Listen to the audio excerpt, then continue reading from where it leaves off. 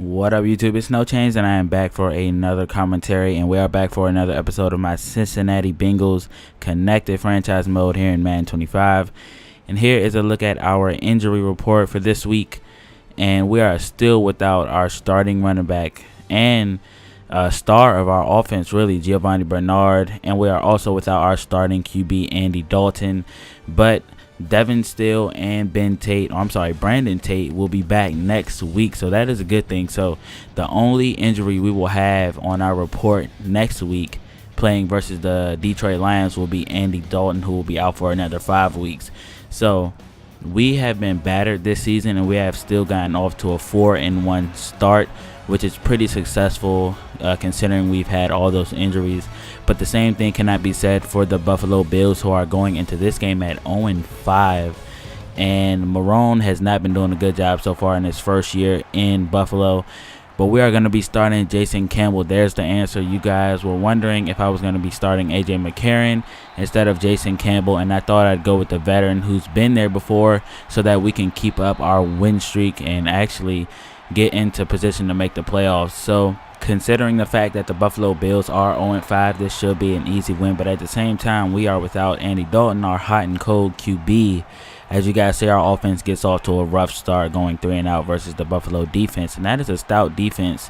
And then we get a dropped interception by Darquez. I keep calling him Alfonso because that's the Denard that I'm used to, but Darquez Denard. Sorry about that.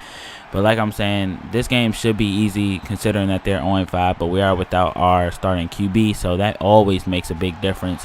But one thing you can't change, no matter who you put under center, is how good the offensive line blocks.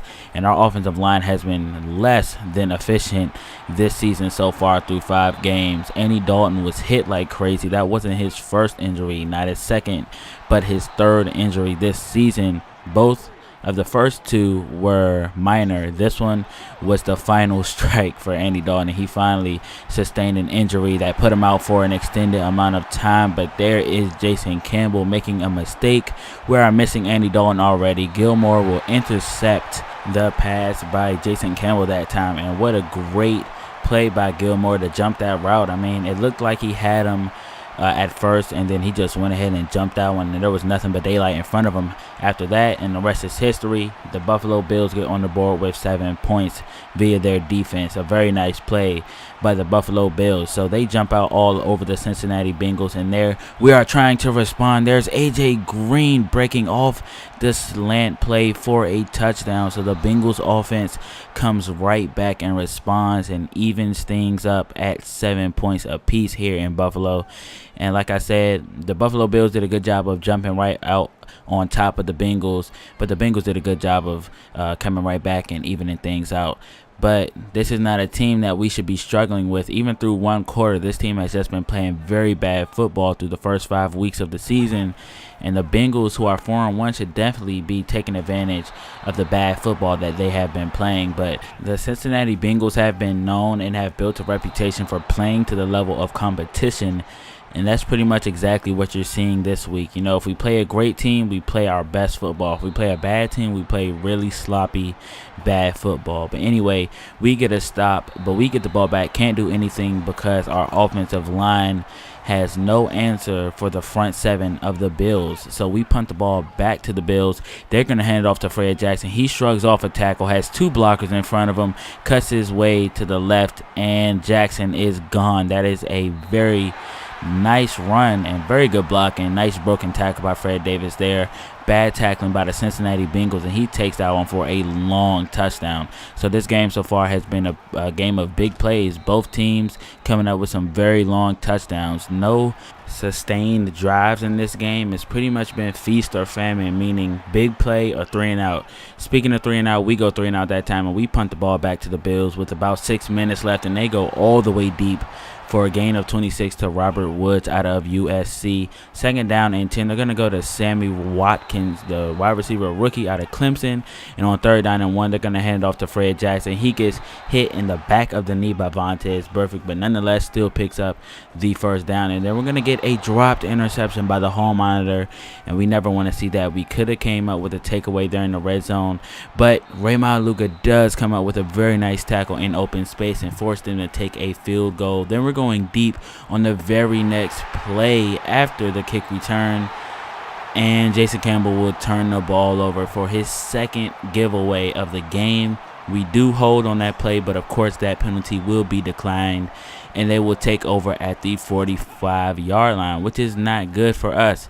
So EJ Manuel will go to Robert Woods that time. He picks up about 7 yards. Third down and 3. EJ Manuel will go deep to Fred Jackson as a receiver on the play. Picks up a very nice gain.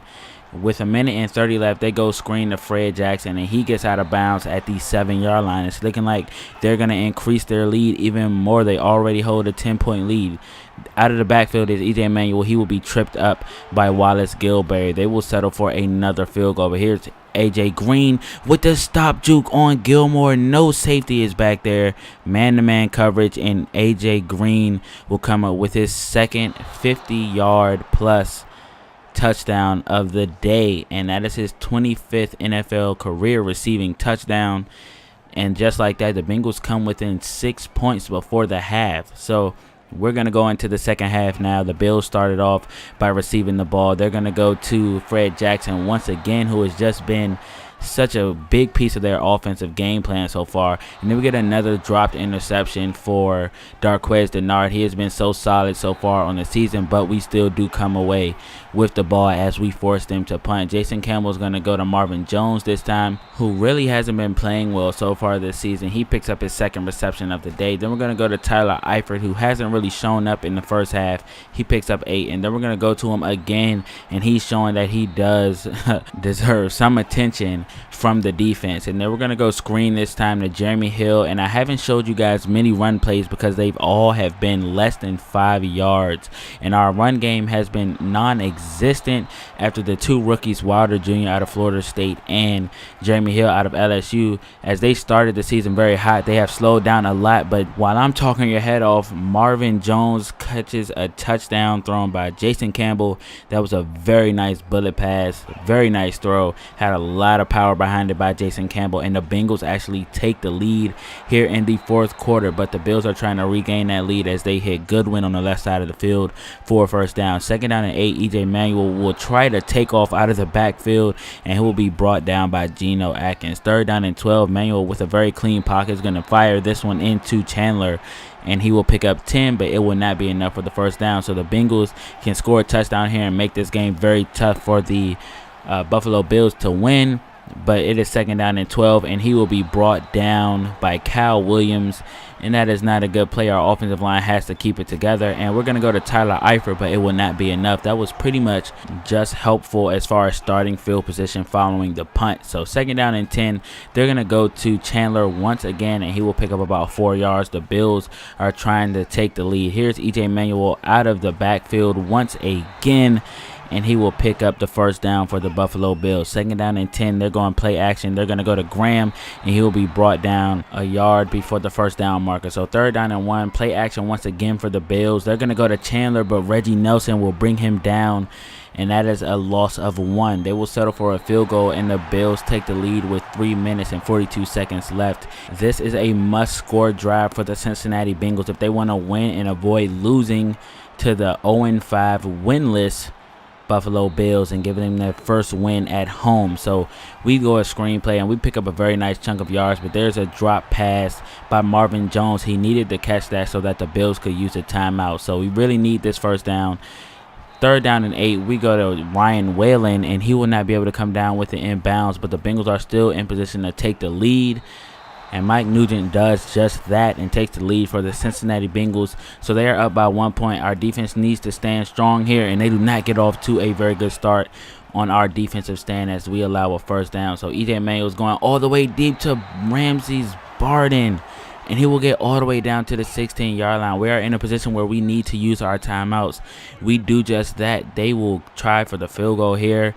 They have gotten downfield in a few big plays, and I mentioned that earlier, and they will take the lead. So let's see what the Bengals can do. 4th and inches. We are trying for a prayer here.